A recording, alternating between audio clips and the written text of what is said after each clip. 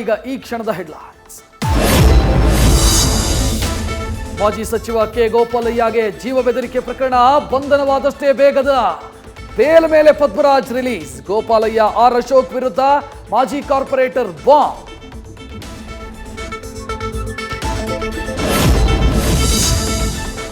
ಸದನದಲ್ಲಿ ಸದ್ದು ಮಾಡಿದ ಕೆರಗೋಡು ಹನುಮ ಧ್ವಜ ವಿವಾದ.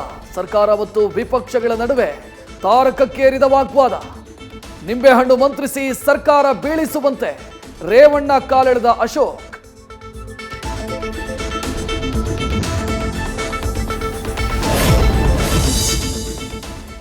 ದೇಶದಲ್ಲಿ ರಂಗೇರಿದ ರಾಜ್ಯಸಭಾ ಚುನಾವಣಾ ಅಖಾಡ.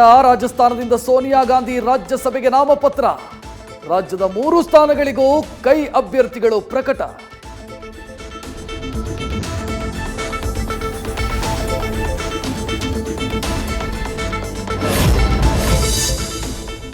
ಪಾಕಿಸ್ತಾನ ಚುನಾವಣೆಯ ಚದುರಂಗದಾಟಕ್ಕೆ ಕೊನೆಗೂ ತೆರೆ.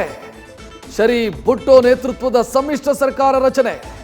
ಸಹೋದರನಿಗೆ ಪ್ರಧಾನಿ ಪಟ್ಟ ಕಟ್ಟಿದ ನವಾಜ್ ಶರೀಫ್.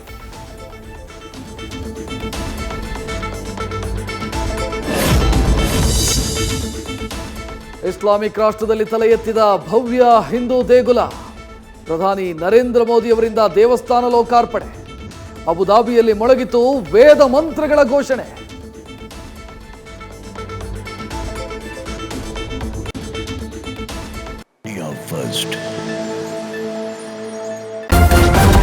ನ್ಯೂಸ್ ಫಸ್ಟ್ ನಿರ್ಭೀತಿಯಿಂದ ನಿಮ್ಮ ಪರವಾಗಿ.